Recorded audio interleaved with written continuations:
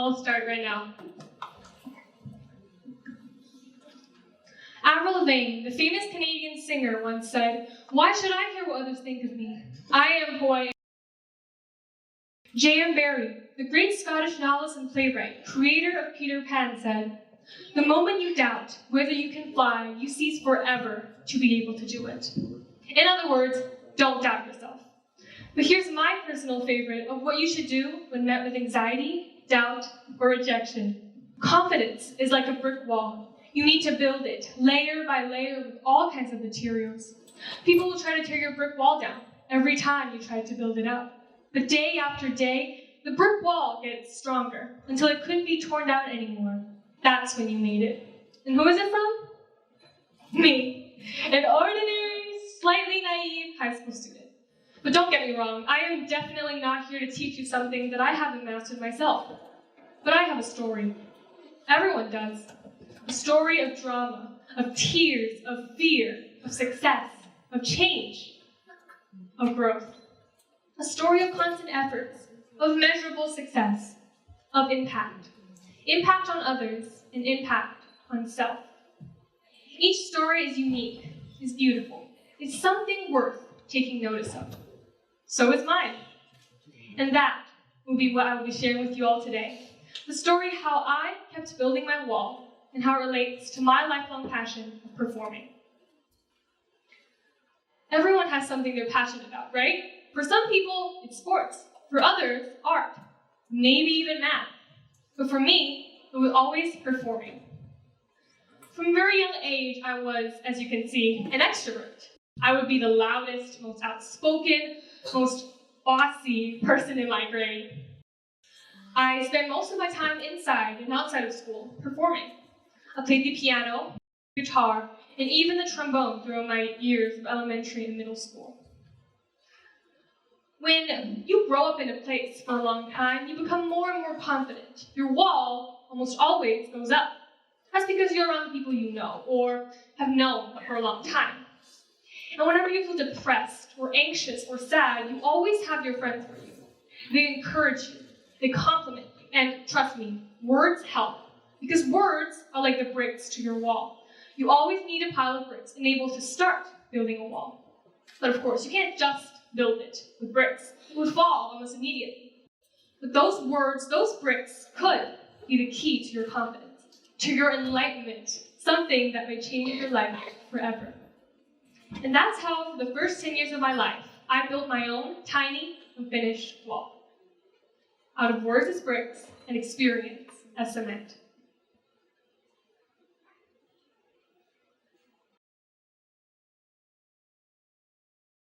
But good times passed by too fast, and before I could taste the sweet pleasure of passion, I was going to transfer.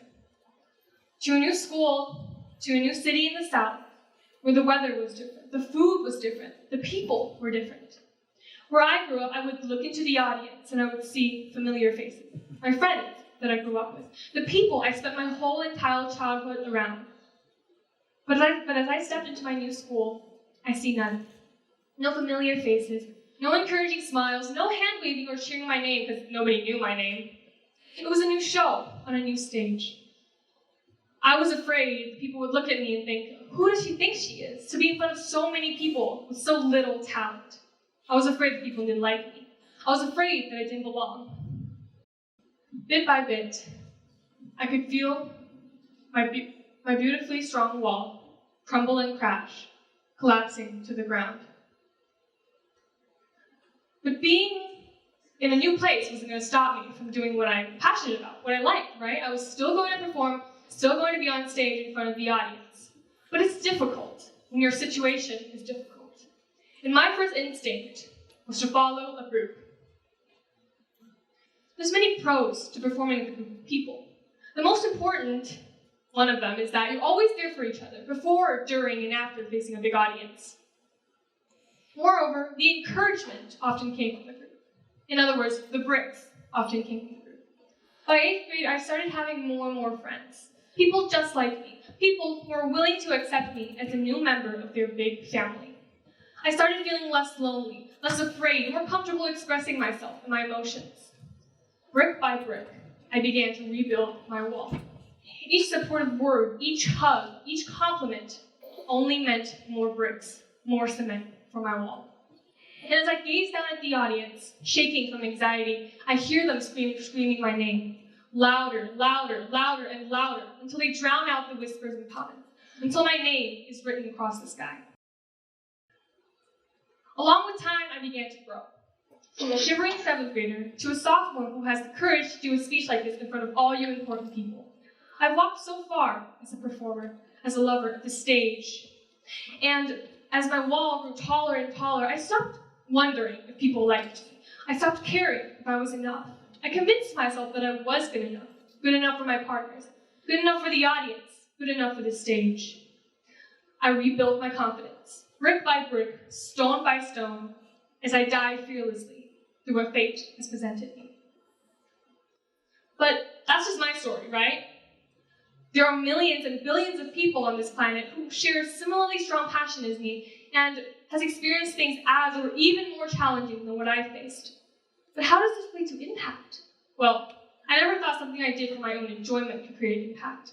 In other words, I was unaware of what I could do, unaware of what I should do. But as I got into contact with more and more people, I began realizing a problem that I faced, a problem that I've pretty experienced with all my life, and that was fear. Fear of rejection, fear of embarrassment, fear not just of the stage, but of the audience. A really great friend of mine, she's probably sitting in the audience right now, I see you. She told me that she suffered from some self-esteem issues.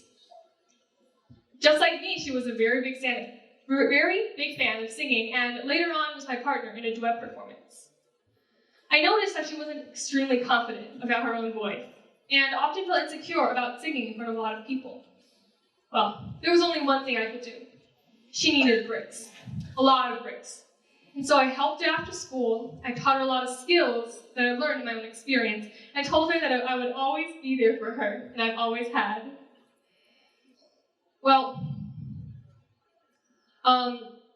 And I've always had. So later on, when we actually had the performance, it was a wonderful performance. And she is a great singer. And as the audience cheered us on, I realized that she was smiling. But I didn't notice until later that I was also smiling. Smiling for not just me, but us. Smiling for us. And as I got in contact with more and more people, I realized that not just my friend, but I've met so many people who are so talented, but afraid of showing it. There's a term, self-efficacy, meaning when one reflects on themselves to determine whether they can do well on a task. And research has shown that it's not always accurate. It's how much you believe in yourself. Not everyone believes in themselves.